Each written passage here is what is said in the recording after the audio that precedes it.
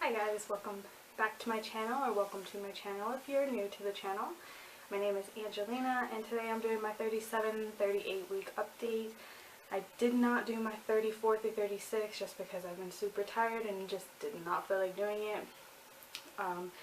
Honestly, thought I'd have a baby by now, but I guess he's got other plans. So, last time I spoke to you guys, I had talked a little bit about my FMLA. It did get approved, so that is good through the 30th of November, and then after the baby is born, which he is supposed to be due on the 26th, then I would call them and do the parental leave. So today I am actually 38 weeks and 5 days.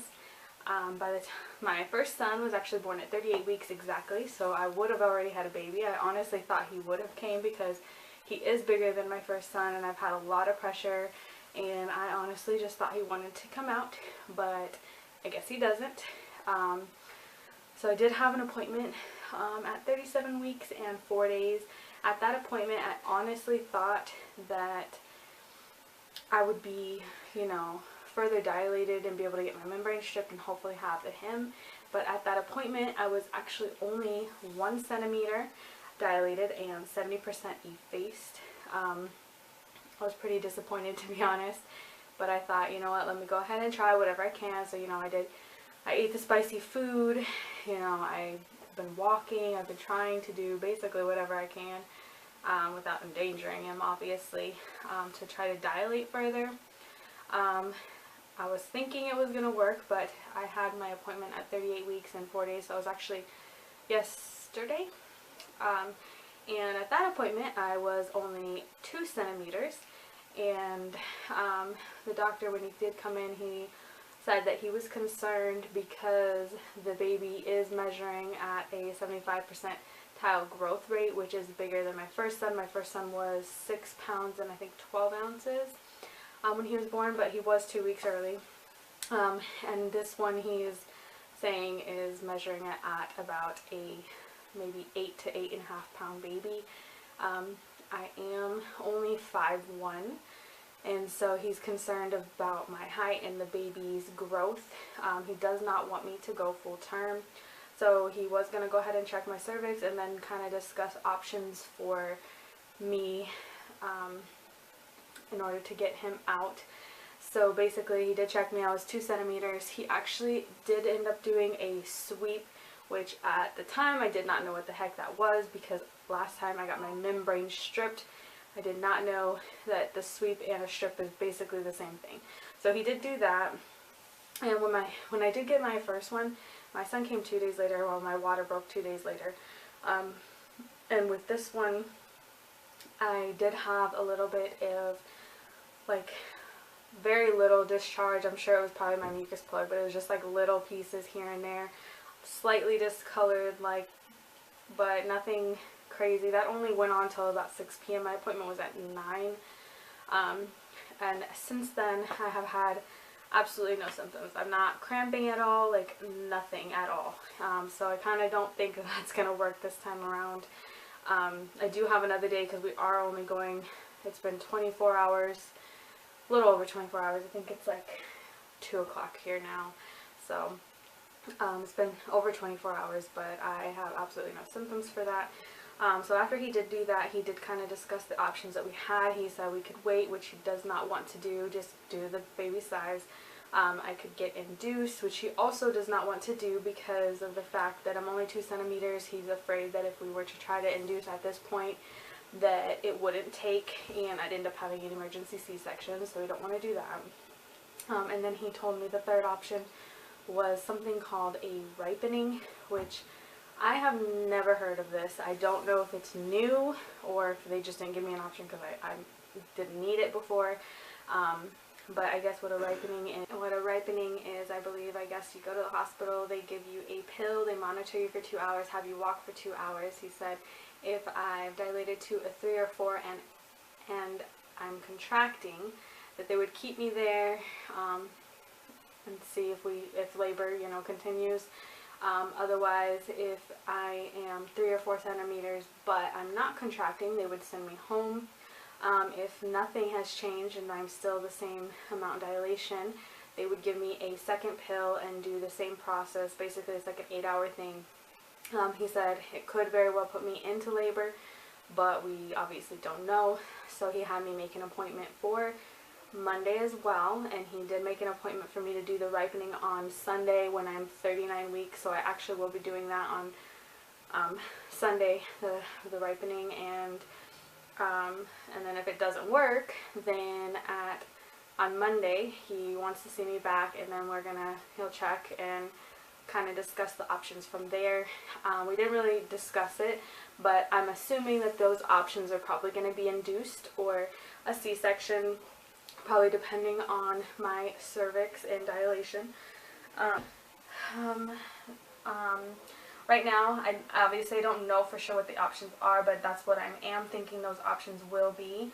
So right now I'm actually thinking, if those are my only 2 options, I feel like I'm just going to go ahead and do a C-section, just because my sister had to be induced with her baby, and she was in labor for 26 hours and then still was not able to have her baby.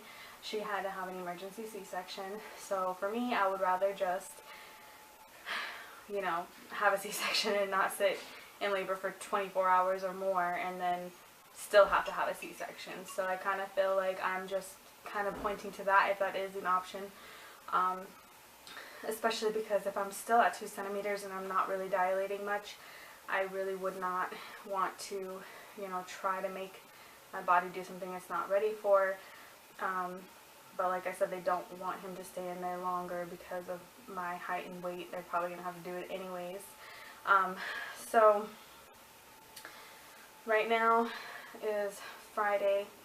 So technically I guess they say the sweep can work within 24 to 48 hours. I really don't see it happening just because this one's so different, and I keep saying that, oh, he's gonna come or this or that, and nothing happens. So I don't think he really plans on coming out. He is moving so much, like he acts like he has a whole bunch of room in there. He's just comfortable in there. So I don't know, I guess we'll just see. I'll keep you guys updated.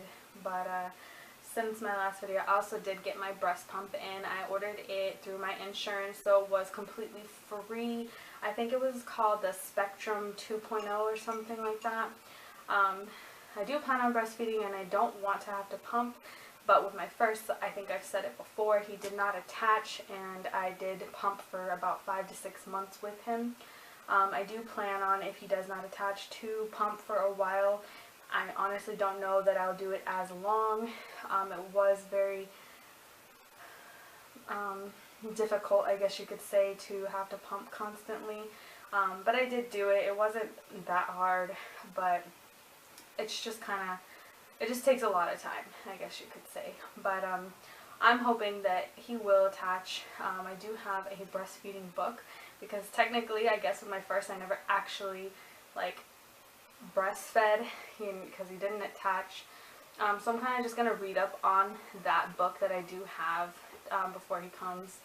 And also, that's just because when I was at the hospital, they told me I could stay an extra day, and they would have a breastfeeding nurse or whatever come in and kind of help me to figure out how to breastfeed and get him to attach and all that. And there was no help. I had a nurse for maybe 2 hours. It was very helpful, and after that, everybody else was not helpful at all towards it. So I did end up giving him the formula that they give you at the hospital.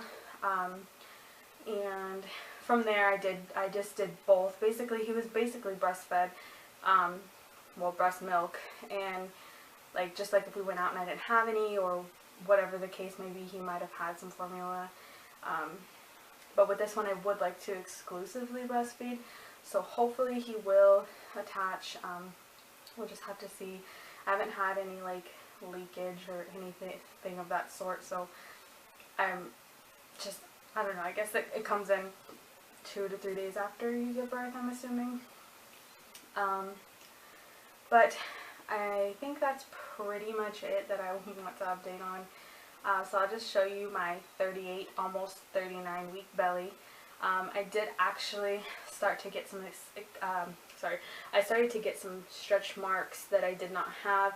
I didn't notice them because they're not red from the front. If I turn to the side, you can kind of see the redness. But that happened, I think, at about 37 weeks is when I noticed it. There's not much I can do now, but it's just because he's in there longer and he's just bigger. And obviously they're not very deep, I'm assuming, because I can barely feel them and I can barely see them. But they are there, and you probably won't be able to see them in the video, to be honest. But I'll go ahead and show you my 39, basically, week belly. It's 39 weeks here. Put the shirt up. Forward. They are like right here, the stretch marks. I had some down here below. Those are, I don't see anything different, but there is some that I have here. I don't know if you can ever be able to see them or not, but that is my almost 39 week belly.